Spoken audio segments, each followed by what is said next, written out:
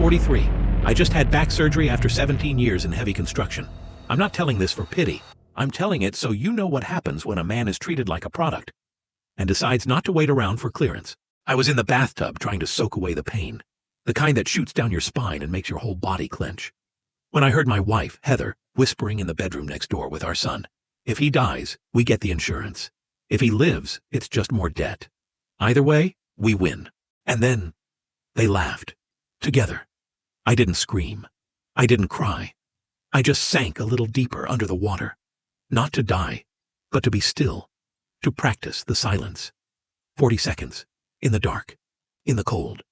Inside the kind of truth you never think you'll live to hear. The woman I'd called my wife for 17 years, and the boy I taught to ride a bike, read to every night before bed, were joking about my death like it was a smart investment. That day, a man died in that bathtub, not from drowning, but from betrayal. After that night, I said nothing. No outburst, no confrontation. I sat at dinner with them, watched Heather pour me tea with that fake smile, listened to Remington talk about his grades. But in my mind, a plan was forming. I opened a private bank account, changed every password, called the life insurance company, and found out Heather had doubled the policy, with an e-signature that wasn't mine. I documented everything, bills, voice recordings, screenshots, every little piece of the puzzle they never thought I'd be sharp enough to solve. And I wasn't just planning an escape. I was preparing for a rebirth.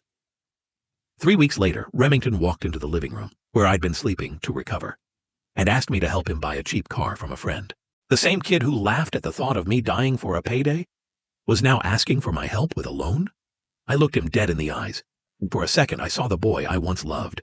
But then I remembered the laughter, and I just shook my head. I landed a job in Colorado, far away, quiet, a place where no one knew who I was, and no one needed me to die to make their life better.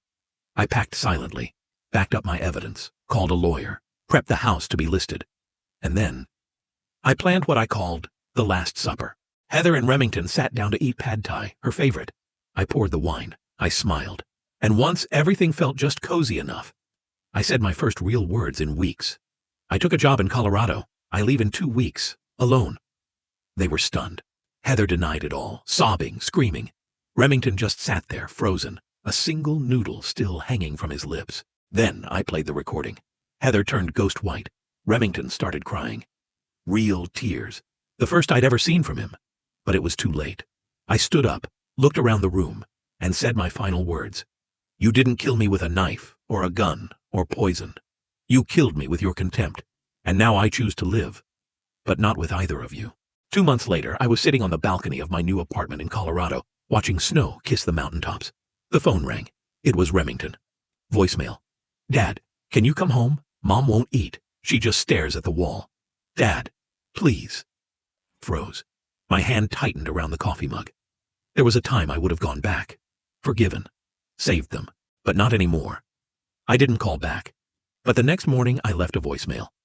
When you turn 18, if you want to come visit me, my door's open.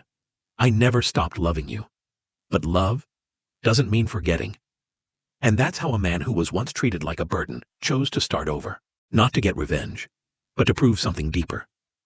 People may wish you dead for their benefit, but you can choose to live and make them watch as they fade away without you. If you've ever been dismissed, if someone ever made you feel like you're only worth something when you're lying 6 feet under, remember this: dying is easy, but living free, rebuilding, thriving, that's the real answer. The wind howls across the mountains behind my cabin, a small redwood home carved into the rock, just 15 minutes outside a quiet town I now call mine.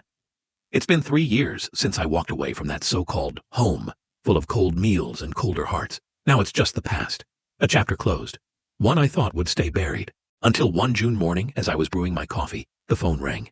It wasn't Heather, it wasn't Remington. It was a call from the clerk's office back in my old town. They needed confirmation.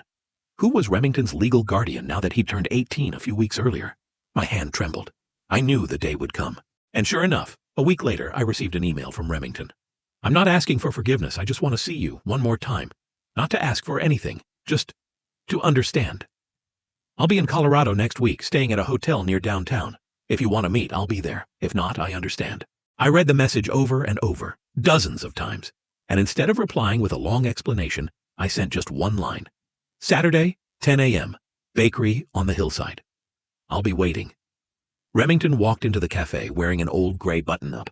Taller now, stronger. But it was his eyes that caught me. Holding that quiet kind of sadness. Not the kind that comes from teenage sulking, but the kind you carry when you've messed up and you're learning how to live with it. We talked, like two men. No blame, no bitterness. He didn't cry. I didn't either. But there were long stretches of silence where everything we didn't say sat between us.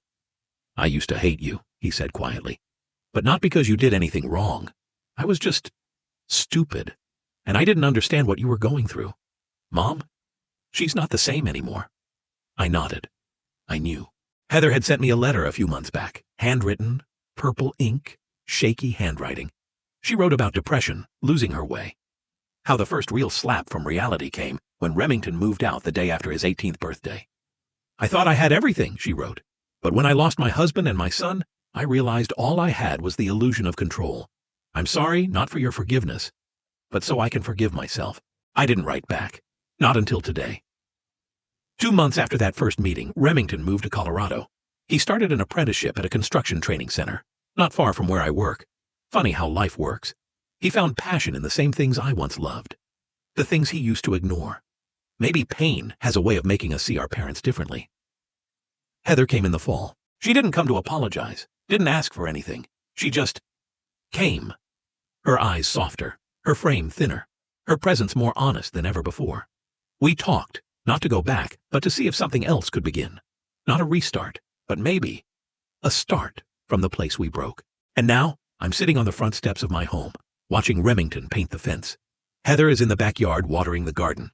There's no perfect dinner on the table, no picture-perfect laughter, but there's peace, and that's enough. What I've learned is this: not everyone who fails you deserves to be locked in your past forever. Sometimes forgiveness isn't about letting go. It's about rebuilding something new from the wreckage, with your own hands, with the same people who once hurt you, but who also once meant everything. And now, I've survived. And for the first time in a long time, I'm really living. If this story touched something in you, if you've ever been broken and found the strength to rise from the very place you fell, leave a comment, share your thoughts, and hit subscribe. Not for the views, but so we can keep telling real stories, holding space for real emotions, and reminding each other that yes, we've been shattered before, but we can still live beautifully all over again. Thank you for listening to my story.